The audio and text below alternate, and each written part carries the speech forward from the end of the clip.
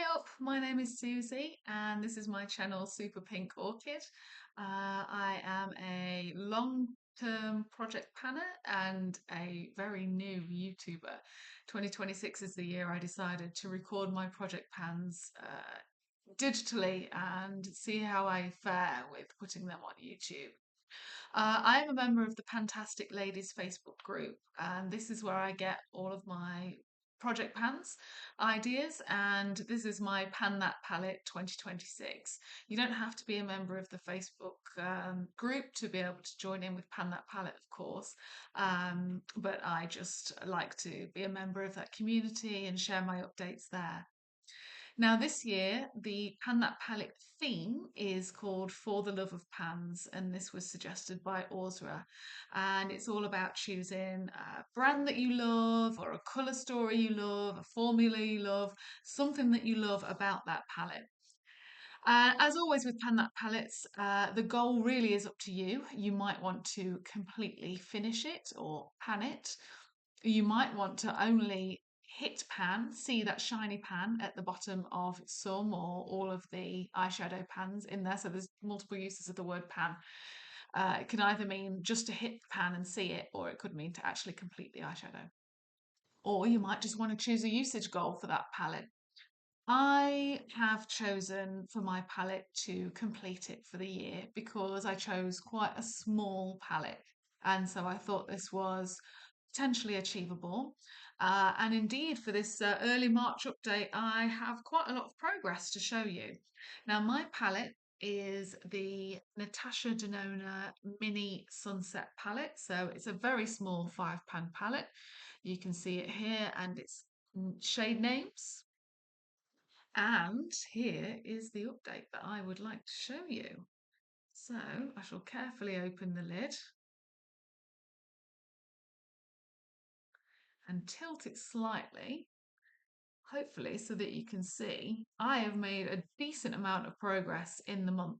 So back in the early February update, I'd already hit surprise pan in this and managed to make quite a decent dent in it. The reason being that this shade, which is called Halo, is a shimmery satiny thing and it's really kind of crumbly. And by using it on my inner corner most days and then some days for some looks using it all over the lid, I managed to make quite a lot of progress in the last month as well. So you can see that I'll be really careful. I've managed to empty out pretty much most of the thing, and all of this bottom edge, apart from a slight bit in the corner, and a decent amount of that side edge as well.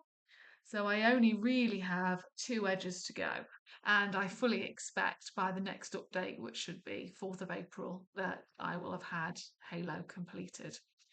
The next big thing to show you is this nice, lovely pan in the shade Sunbeam, which is a bright copper or bright bronze, I would say. It's another kind of shimmery, satiny thing, actually quite metallic.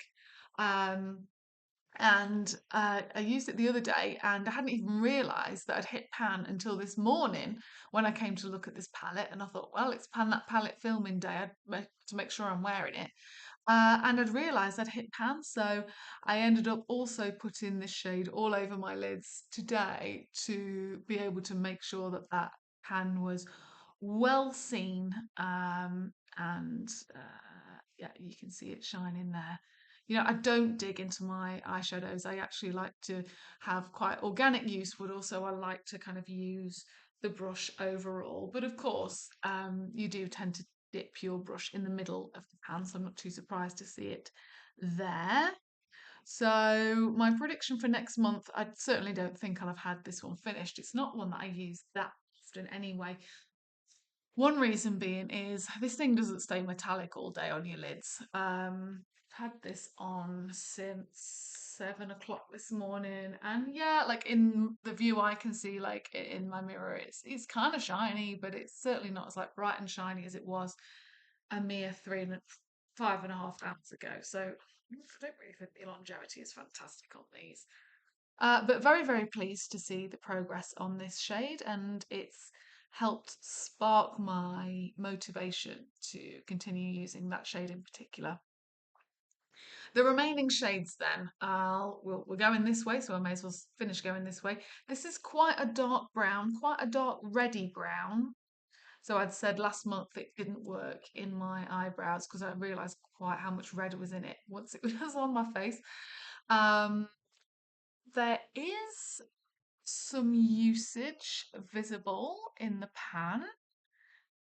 Certainly no shiny pan bottom to be seen yet, but I do use this shade to darken up my outer V very often. I am also panning a black eyeshadow in another project, but very often I'll choose this dark reddy brown because obviously I'm trying to pan this palette. And yeah, I'm quite pleased with the usage shown.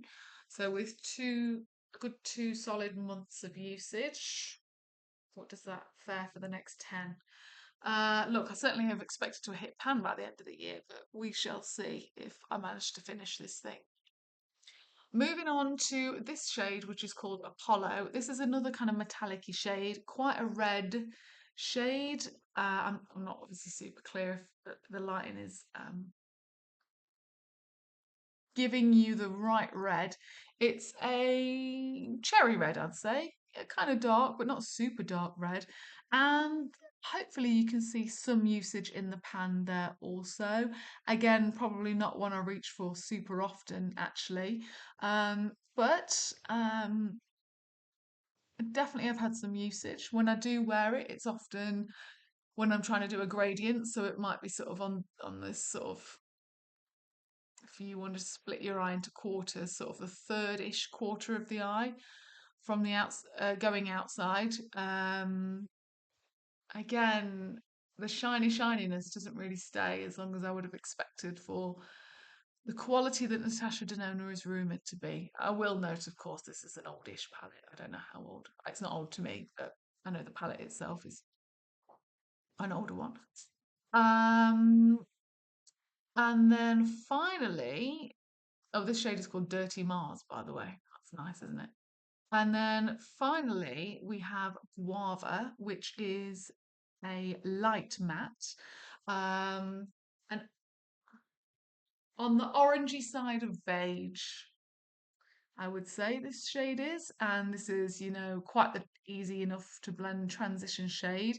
You can see quite an obvious kind of creasy dip there.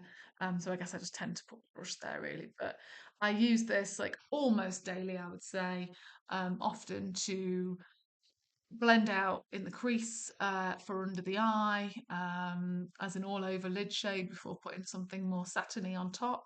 So it gets its use. Am I surprised not to see pan? Maybe. I suppose. Yeah, I think maybe I did expect to see pan at this point, but that's fine. It's definitely more firmly pressed than the satiny ones, which are definitely more crumbly and you can get loads more used even in one brush dip. So I would hope that by early April I would be showing you some pan.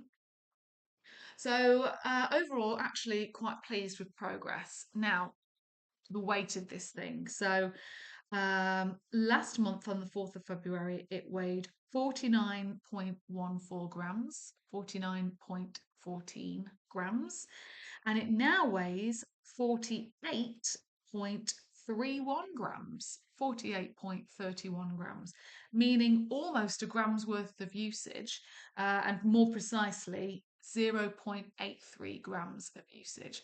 Now, that's a lot. I'm quite pleased with that to have almost used a gram in a month, compared to the previous month. So from its starting weight to its early February, I'd used up 0.77, so about a third of a gram.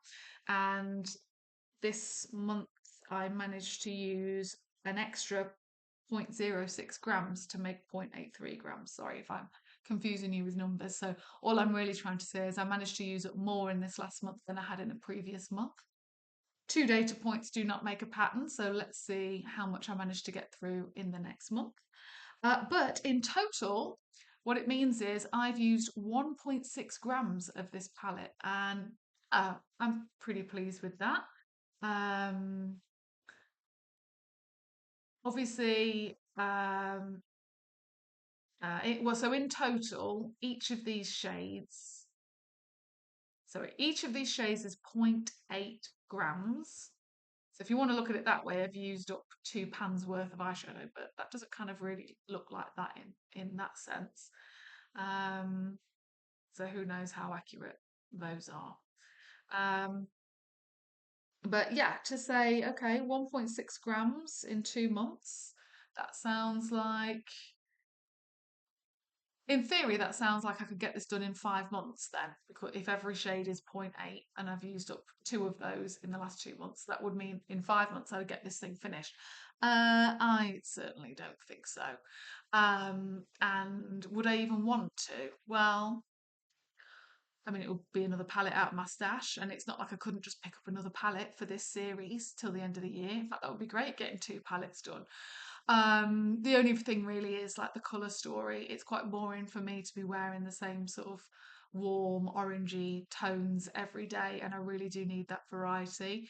I do have the Birthstone Beauty project that I'm doing to give me a bit more variety in eyeshadows that I can use throughout the month. Uh, but right now, seeing those numbers, I do feel quite motivated to work on this. So let's see what happens. I'll see you in a month's time. Thank you for watching and following along. Let me know, what are you panning for your Pan That Palette 2026? And is your goal to finish that palette, or do you have something else? And are you interested in the numbers of your own palette, or are you much more visual and just want to kind of track it that way only? Thank you very much for watching, and I shall see you very soon. Bye.